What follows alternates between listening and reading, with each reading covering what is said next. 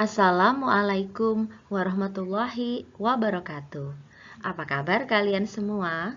Semoga kalian semua baik-baik saja dan kita semua diberikan kesehatan oleh Allah Subhanahu wa Ta'ala. Amin. Baik anak-anakku, sebelum kita mulai belajar, alangkah baiknya kita membaca doa sebelum belajar. Bismillahirrahmanirrahim. Rabbi zidni ilman warzuqni fahman. Ya Allah, tambahkanlah aku ilmu dan pengetahuan yang baik. Amin. Kisah Uwais Al-Qarni. Nama lengkapnya adalah Uwais Al-Qarni. Dia seorang yatim dan hanya tinggal bersama ibunya yang sudah tua dan lumpuh di Yaman.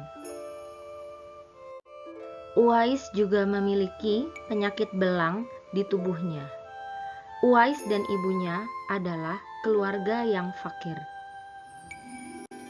Pada suatu waktu, Uwais meminta izin kepada ibunya untuk berjumpa dengan Rasulullah Shallallahu Alaihi Wasallam yang saat itu berada di Madinah.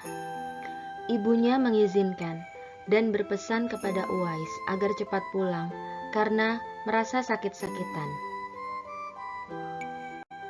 Sampai di Madinah, Uwais langsung menuju rumah Rasulullah Shallallahu Alaihi Wasallam.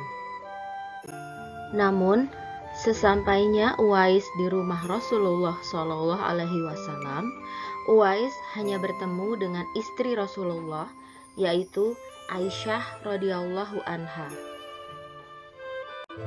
Uwais tidak bisa menemui Rasulullah sebab Rasulullah sedang berada di medan perang.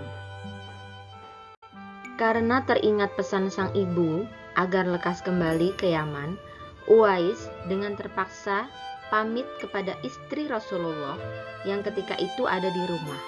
Tak lupa dia menitipkan salam untuk Rasulullah. Pada suatu ketika, ibunya yang sudah tua sangat ingin sekali pergi haji.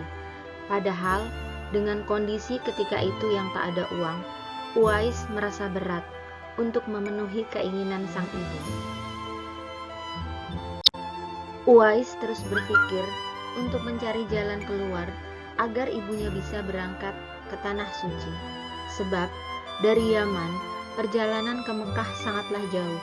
Melewati padang tandus yang panas, orang-orang yang pergi ke Mekah biasanya menggunakan unta untuk membawa banyak perbekalan. Kemudian, Uwais membeli seekor anak lembu dan membuat kandang di puncak bukit. Setiap pagi, ia bolak-balik menggendong anak lembu itu naik turun bukit. Hingga banyak orang yang menganggap bahwa tindakan Uwais itu adalah aneh, seperti orang gila. Setelah 8 bulan, berat lembu tersebut mencapai 100 kg. Saat tiba musim haji, Uwais merasa otot-ototnya sudah kuat dan siap mengangkat beban berat. Dia pun menggendong sang ibu dari Yaman ke Mekah untuk menunaikan ibadah haji. Sesampainya di tanah suci, Uwais Al-Qarni dengan tegap menggendong ibunya wukuf di Arafah dan tawaf di Ka'bah. Di depan Ka'bah, air mata sang ibu tumpah. Uwais pun berdoa, "Ya Allah, ampunilah dosa ibuku." "Bagaimana dengan dosamu?" tanya sang ibu yang heran. Uwais pun berkata, "Dengan terampuninya dosa ibu, maka ibu akan masuk surga. Cukuplah ridho dari ibu yang akan membawaku ke surga." Allah Subhanahu wa Ta'ala pun memberikan karunia untuk Uwais. Penyakit belang di tubuh Uwais seketika itu juga sembuh. Hanya tertinggal bulatan putih di tengkuknya. Tanda di tengkuk itu merupakan sebuah tanda, sebagaimana disebutkan Rasulullah kepada Umar bin Khattab dan Ali bin Abi Thalib untuk mengenali Uwais. Pada akhirnya, Umar dan Ali berhasil menemui Uwais.